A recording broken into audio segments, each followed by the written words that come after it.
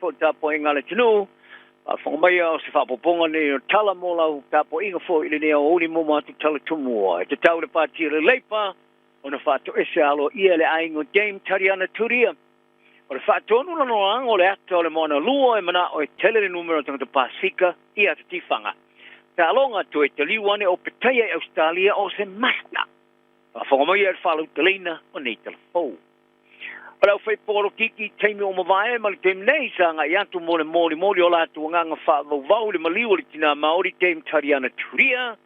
Ia sona nafi. Ma le fai puro le leipa Willie Jackson tai ta ua. E te tauina na pātio na tilo e mori se wha mawa lo ngalo ia le aingo teimi tariana turia.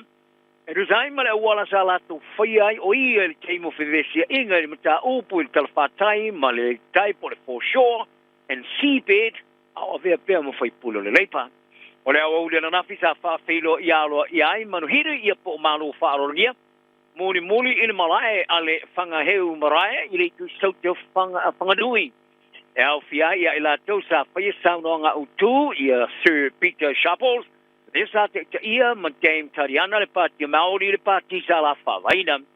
O le tena isi au whai porkiki sa awa i a au fia i le pare mia Christopher Luxon.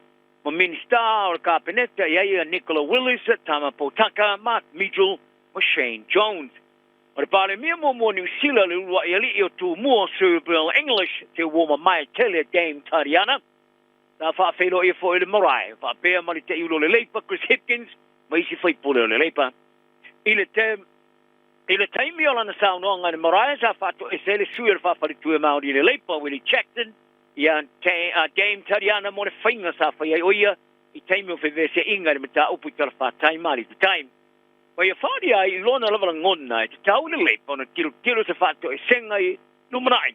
E whai e lona ainga malona iwi o nolo numanatu o le mea sa atu puma i a te ia sa i longo no ai te wha no anga tele i a te ia. O le teminei o lo wha ua waito e sauninga o le whale lo singo Dame Tariana malango mawai. O whaarea tama tae ministao, tama ki maripui o whatu vevesi ro tonu ainga ma mionga whaunga rifa so tola whano. O le whano o lau pepe to lua e ta er whatu. Ma o ia whaalo to tele inai tanga te li potia i whatu vevesi to tonu ainga. Whaarea Karen Choa, e matua ila ngona i le whano no toi le fia. O no tama ki pepe to lua e peo no tua ia sa whastu tia i Hamiltone, ma o ki lani le vasa mua o le tausanga nei. Ma ia whaalo to tele ina tangata matapai ne whaatino ni ngai oinga. E whesoso ni le tau fia ni whatu vevesi ma miong whaungari whaso to la whono. Wa leo te amtanga le leo le tausanga dua whema le lupurulima. O no whaara lave se lua e pio na tua ia ele whasio tio. Na mai tim. Ile aso le tausanga fau, ta maua e se pepe wa umalonola. Ma se tinasa matua ia fia ni manu o ngonga ile vaya ai o Fairfield i Hamiltonian. Se li e tosu whatausanga wa mori e whasu tangata. Ma le tau mwhai e whao te mariu.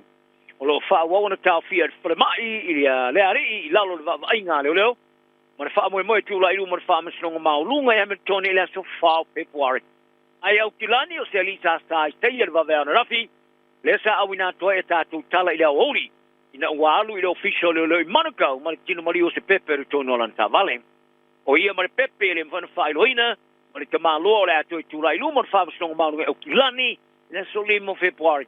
Pare toa, o lo ngā rurue malo i fuafuanga whaatino i whaatu bevesi ro tonu ainga mami on whaungari i. I le tau lai lea, o le puinga o tamaiti, matangata talavou, ma le ngausia o le whaatamirisanga o whaatu bevesi i tonu ainga.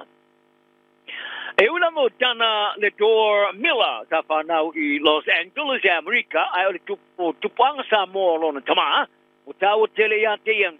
O mila o le isi o whaatonu o le isi whaasolonga o le ata lauloa o le moana o le rua whema leono, leo lo whaari ari te mea i whalikifanga. O le ata o le moana lua, e iwa te lau onas futis mali 5 miliona tāla Amerika, ua maua mai ai le ronlangi talu mai o na amatona whaalia. Whaalia mila i le tioni sila Pasifika, o lo ia i tātou se whaatua tuanga whaanganu i le vasa, e peona taita ia i tātou i le mawai o le pea po le tatau. Ma fōlaunga mai la au tō maritai nai o waalo.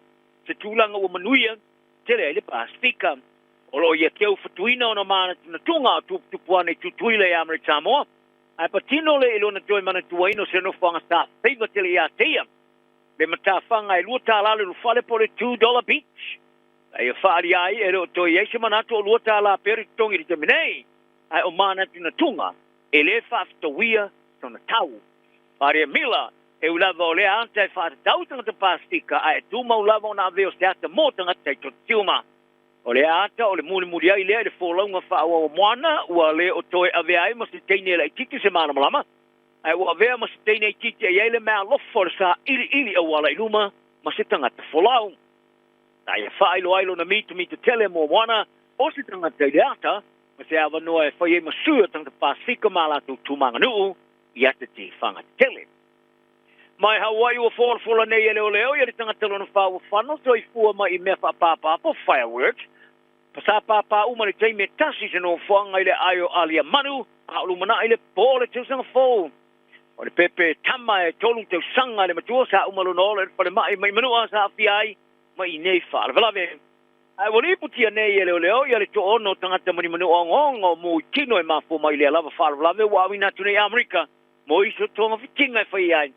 E piona sa awina tu ai e tātou tala le nā vai aso, o lea whaarawalawe ina ua pāpā uma se vanga tele o mea whapāpā se no whanga alu mana i le pole teu sang fōu. Ma whanau i olo tangata e tua whā. Le potia e le vaenga o tala le Hawaii News Now. O le to ono ngā singa se sa mū i tino ua awina tu ne i le no whanga le Diane and Bruce Harley Arizona Burn Center. E Hawaii olo whaarawalawa suenga ni name ta upung. Le potia e le Civil Beat. O mea whapapa e pia oi tu ainga o mea whapapa sa papa i le po e whaastaina. O le pure nua Honolulu Rika Plankiari. Ta ia longo i leo tistala. O lo feita tele le mautonu toi whano noa. E se tūlanga e le te tawai no whano soifua. Ma mawhatianga ua iai mai i lea lava whaalawalawe. Mai tonga ua whaalia e le tautua e mate tuina maunga mū le Tongan Geological Services.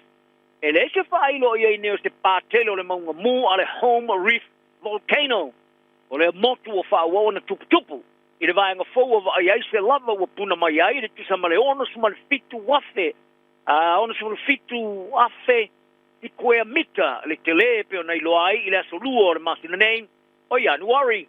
Ua whaalia le tau tua. E le ni whailo ilo le teminei. E whailo ai ni pātele. O le ai e le maunga. Ai ole a whaawau na mate tuina le ngasolonga ua i nei ngā ioi ngā reno whanga. Ma whautua i nai te ngate whaonga ina ngate whale nei a wha mamao mai ma le Home Reef Volcano. I le lua maila tau tai le mamao se i tue mau atu. Te isi whaalinga. Ia tāro tālonga e tali tonu e chai o Pattaya. U toi tali wane nei Australia. Waste masta. Ia pos tangata. Fustu. Ina ua mai ona. Ana aonga i le silia ma le lua tau sanga fusuai. E tunu i whafo.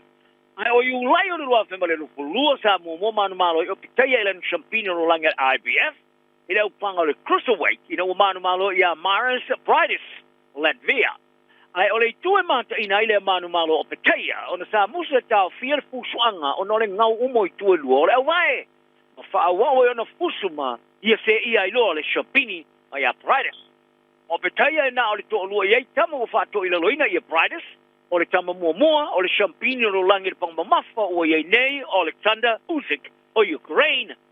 Usyk sa stepu ilunga e fusu leo pangmamafa, ma veai o Pattaya matama pirosili o na le leila upanga o le cruiserweight i le rangi, leo le apu i puialan champini ma le tama New Zealand David Ika, e le aso a Taiao i Gold Coast.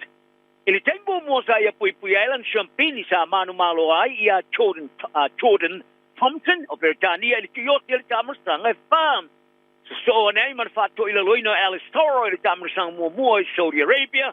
Ma toi manu ai le la fusu angaluna luma prize. Ia o ke topo le tausanga vai. Ia fatto il loi Jack Massey o Britania le tamasanga e ono. O le tūlanga le leo na wha maunga wa ki li tosi nai whanau o le fusu ai le tāwha ia umo champino no rangi. Isi fusu o umia Chris Billam Smith. Makileto Sero Ramirez. I le tausanga nei. Mai o le whanau o le awalola pepe a failea. E nā te whato i le loina i nika. I le fia taao. I le whairo inga malau tustala i le asona nafi sa pāli ai o Pattaya. O se whanau o lewa na whatali tali i ai. Ai o nika wa whaiti whaalawe lave. Ma ua lava sauni wa fiu fo i meo whaatala talanoanga. Ai paule me mana o mia ai te minei ole stepu tono le mai ma fosco tala nal nei oli manu ia le yang so tantoma so i kuia